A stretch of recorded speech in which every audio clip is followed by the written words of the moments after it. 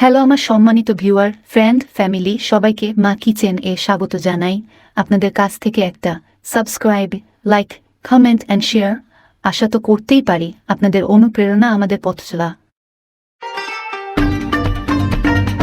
আমি আজকে দেখাবো কিভাবে ঝটপটভাবে বেসন দিয়ে আপনি মতিচুর লাড্ডু তৈরি করতে পারেন। সাধারণত মতিচুরটা তৈরি করতে অনেক সময় লাগে। আমরা কিভাবে ইজি ওয়েতে এটা লাড্ডুটা তৈরি করতে পারি, ফাঁকিবাজি স্টাইল বলতে পারেন, সেটাই আজকে আমি দেখাবো। চলুন এই মজাদার ডিলিশিয়াস এই লাড্ডুটা তৈরি করে ফেলি। এখানে আমি 2 কাপ পরিমাণ বেসন নিচ্ছি।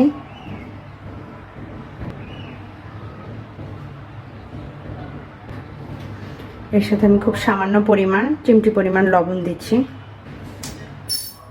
মিক্স করে নেব সবগুলোকে। এবার অল্প অল্প করে পানি দিব আর একটা ডো তৈরি করব।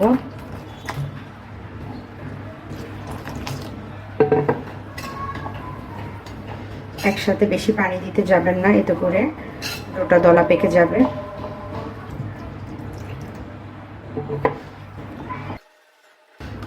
এরকম মিহি একটা ডো তৈরি করে নিতে হবে।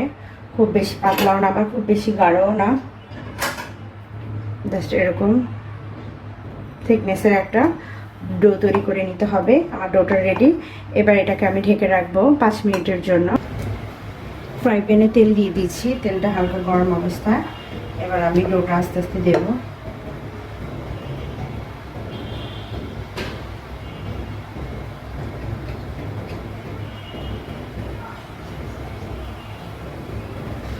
আঁকা বাঁকা যেরকম ইচ্ছা সেরকমই দিতে পারবেন, কোনো সমস্যা নেই।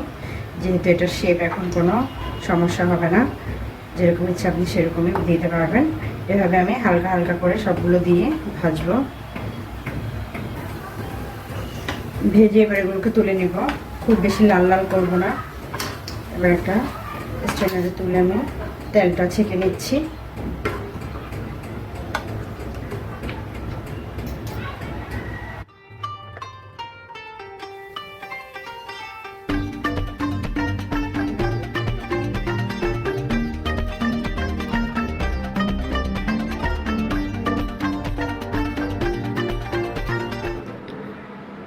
ভিউয়ার্স, সবগুলো বেসনের গুলো আমি ভেজে নিয়েছি।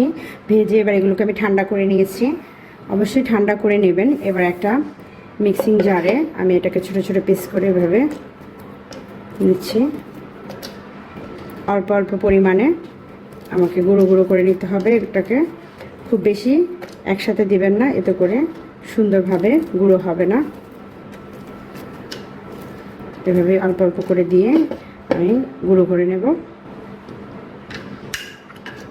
গুঁড়োটা এরকম হবে, দেখতেই পাচ্ছেন, একটু আস্তে আস্তে আছে, খুব বেশি একদম মিহি পেস্ট হবে না। এরকম গুঁড়ো করে আমি সবগুলোকে গুঁড়ো করে নিচ্ছি। এখানে আমি একটা কড়াইতে 1.5 কাপ পরিমাণ চিনি দিয়ে দিব। যদি মিষ্টি একটু বেশি পছন্দ করেন সেই ক্ষেত্রে 2 কাপ পরিমাণ চিনি দেবেন। 2 কাপ বেসনের লাড্ডুর জন্য 2 কাপ চিনি। এবার এর সাথে আমি পানি দিয়ে দিব। এখানে আমি 1 কাপ পরিমাণ পানি দিয়েছি। সাথে দিয়ে দিচ্ছি আমি 2টো এলাচ, ফ্লেভারের জন্য 2টো এলাচ দিয়ে দিব। এবার অপেক্ষা করব চিনিটা গলে যাওয়া পর্যন্ত। চিনি শিরাটা ফুটতে শুরু করেছে। এবার এর সাথে আমি দিয়ে দিব জর্দার রং, চিমটি পরিমাণ জর্দার রং দিচ্ছি। চাইলে ফুড কালার ব্যবহার করতে পারেন, এটা শুধুমাত্র কালারটা সুন্দর আসার জন্য ব্যবহার করেছি। এবার প্রায় হয়ে এসেছে। 1 তার 2 তার এরকম কিছুই হবে না, খালি জাস্ট শিরাটা একটু গাঢ় হলেই হবে। আরো কিছুক্ষণ আমি জাল করে নেব। আমার চিনি শিরাটা হয়ে গেছে। এবার এর সাথে আমি গুঁড়ো করে রাখা বেসনের গোলাটা দিয়ে দিব। বেসনের যে গোলাটা ভেজে রেখেছি সেটা দিয়ে মিক্স করে নেব।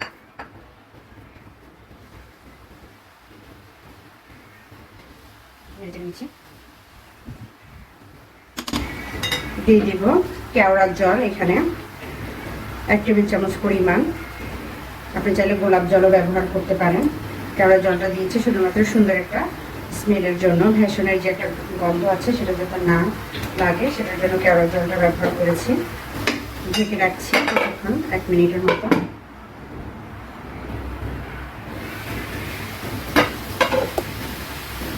এবারকে নেড়ে চেড়ে দিব। দেখতে পাচ্ছেন পুরো শিরেটা টেনে গেছে। এবার একটু নেড়ে চেড়ে আঠালো করে নেব। দিয়ে দিব কিছু বাদাম কুচি। এখানে আমি কাঠবাদাম নিয়েছি, কাঠবাদাম কুচি দিচ্ছি।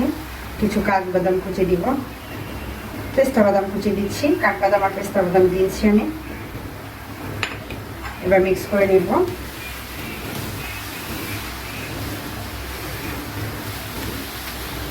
আঠালো একটা ভাব চলে এসেছে। সবগুলোকে মিক্স করে নিচ্ছি সুন্দর করে।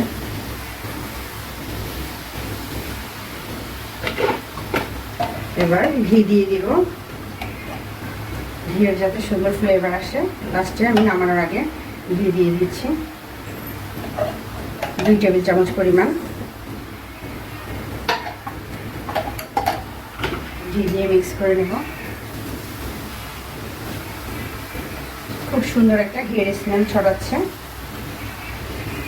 এবার চুলাটা অফ করে নামিয়ে ঠান্ডা করে নিচ্ছি। আমার লাড্ডুর মিশ্রণটা রেডি হয়ে গেছে, ঠান্ডা হয়ে আসছে, হালকা হালকা গরম আছে। এবার হাতে একটু ঘি মেখে নিচ্ছি। আর এখান থেকে আমি অল্প পরিমাণে ভাবে হাত দিয়ে নিয়ে আপনি আপনার পছন্দ মতো শেপ তৈরি করে নেবেন। সাধারণত একটু মিডিয়াম সাইজের লাড্ডু দোকানে তৈরি করে থাকে, এরকম এই সাইজটাই আমি তৈরি করে নিচ্ছি। এভাবে আমি সবগুলো লাড্ডু রেডি করে নেব। আর যে গরম মশলাটা আমি দিয়েছি সেটা ফেলে দিবে, বানানোর সময় সেটাকে আমি তুলে ফেলে দিব। হাত দিয়ে একটু চেপে চেপে দিবেন, এভাবে দিয়ে জাস্ট হাত দিয়ে এরকম গোল করে নিলেই হবে। দেখতে পাচ্ছেন হয়ে গেছে। এভাবে আমি সবগুলো লাড্ডু রেডি করে নিচ্ছি। ফ্রেন্ডস, তৈরি হয়ে গেল আমার বেসনের মতিচুর লাড্ডু। দেখলেনই কত সহজে আর ফাঁকিবাজি স্টাইলে তৈরি করে ফেললাম এই লাড্ডুটা। আর আমার 2 কাপ বেসনে মোটামুটি অনেকগুলো লাড্ডু হয়েছে। আপনি যে কোনো অনুষ্ঠানে আপনি ঝটপট এই রেসিপিটা তৈরি করে দিতে পারেন। আশা করি রেসিপিটি সবার ভালো লেগেছে। ভালো লাগলে আমার চ্যানেলকে সাবস্ক্রাইব করবেন। সবাই ভালো থাকবেন। আল্লাহ হাফেজ। দেখা হবে পরের রেসিপির সাথে। হ্যালো আমার সম্মানিত ভিউয়ার, ফ্রেন্ড, ফ্যামিলি সবাইকে মা কিচেন এ স্বাগত জানাই। আপনাদের কাছ থেকে একটা subscribe, like, comment and share আশা তো করতেই পারি। আপনাদের অনুপ্রেরণা আমাদের পথ চলা।